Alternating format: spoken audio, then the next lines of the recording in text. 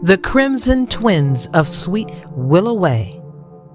Down a soft, winding country road called Sweet Willow Way, where willow trees lean low like they're listening and the breeze hums secrets through the grass, there stood a cozy farmhouse wrapped in sunlight and laughter. And inside that home lived a pair of twins folks never forgot once they met them. Their names were Tansy and Mabel. Same bright eyes, same quick smiles, same laughter that could lift a quiet morning into something joyful. But what made people pause was the red they wore. Tansy tied a ribbon the color of glossy red apples dipped in sugar, bright, playful, and shining like it had something to say. Mabel wore a shawl the shade of a deep wine crimson, soft, rich, and calm like a fire that knows how to wait. Their mama would always say, "That rain ain't just for show, it's for sense. Wear it like you remember who you belong to."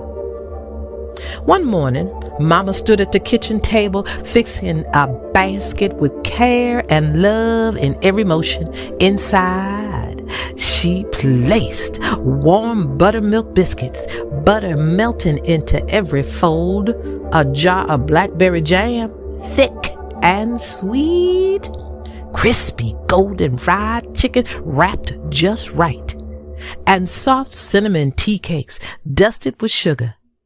Daddy leaned in the doorway steady as ever. "Take this to your Grandma and Granddaddy," Mama said, "and stay on that road." Daddy added, eyes thoughtful, "Some things out there don't need an invitation, but they'll try to get one anyway." Tansy grinned. "We'll be just fine." Mabel nodded. "We listen good." The twins set off, their red catching the sunlight like little sparks dancing down the road. But when they reached the bend where the willow trees drooped low, everything went still. Too still. Then, sniff, scrape, sniff. Out from the tall grass stepped a swamp jackal, lean, ragged, with eyes that gleamed like it had been waiting. "Well now," it drawled, circling slow, "what pretty little flame done wander onto my road?" Tansy tilted her head, studying it. "You been watching us?" The jackal smirked. "I've been noticing you." Mabel held the basket steady. "We're on our way to our grandparents." The jackal stepped closer, nose twitching. I can smell that. Biscuits, sugar, something fried just right." It leaned in just a little too close. "You sure you want to carry all that the long way?" it whispered. "I know a path that cuts straight through.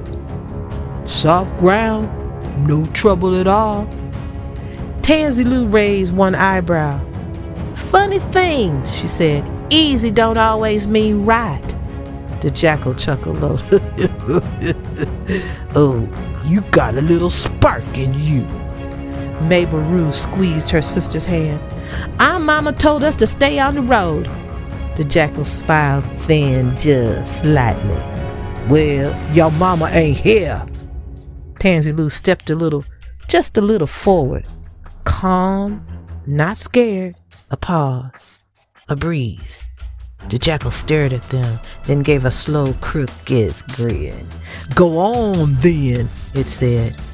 "But roads don't always take you where you think." The twins didn't answer. They just kept walking.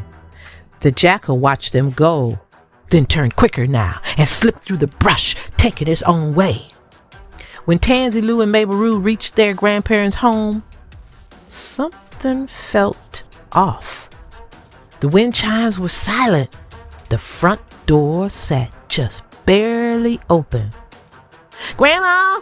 Mabel Rue called gently. No answer. "Granddaddy," Tansy Lou added. From the back room came a voice. Soft, stretched, trying a little too hard. "Well, come on in, babies." The twins stepped inside slowly. There, sitting in the rocking chair, was Grandma? But something wasn't right. Tansy Lou crossed her arms just slightly. "Grandma, since when you sit so still?"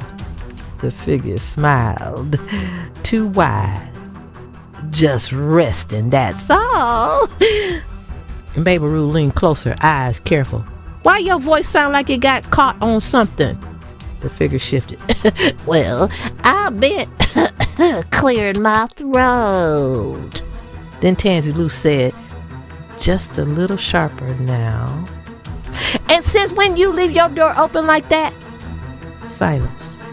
Just for a moment. Then the grandmother chuckled low.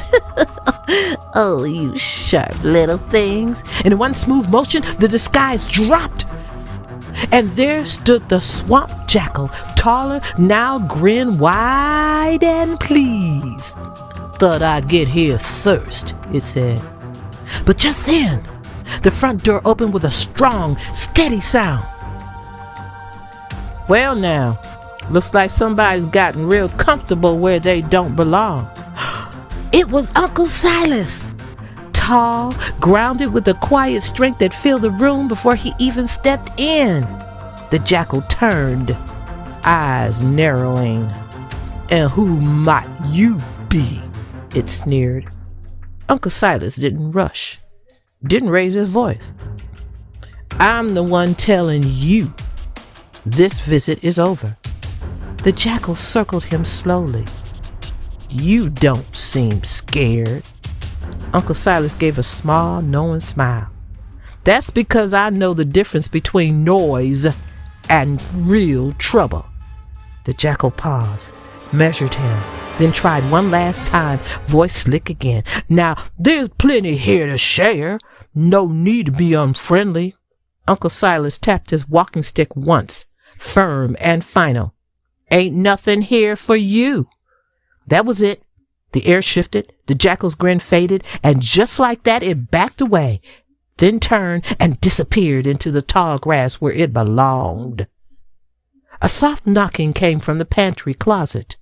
Tansy Lou rushed over. Mabel Rue pulled it open, and out stepped Grandma and Granddaddy, safe, smiling, and oh so relieved. "Oh, my sweet babies," Grandma said, holding them tight. By the evening, the house was full again. Biscuits shared, tea poured, laughter ringing out like nothing had ever been wrong. Uncle Silas sat back easy, watching over it all. And those two shades of red, they seemed to glow just a little brighter, like they knew they had done right. Now, folks still walk Sweet Willow Way, and sometimes, just sometimes, they say they see two flashes of red moving steady down the road. Not hurried, not afraid, just sure. Even when something is watching, remember, you carry more strength than you think. And if your heart found a place in this story, then don't wander too far. There are more tales waiting, more voices to be heard, more moments to be felt, right here on the Fantasy Staircase, and coming back soon. Guess what? I'll be waiting.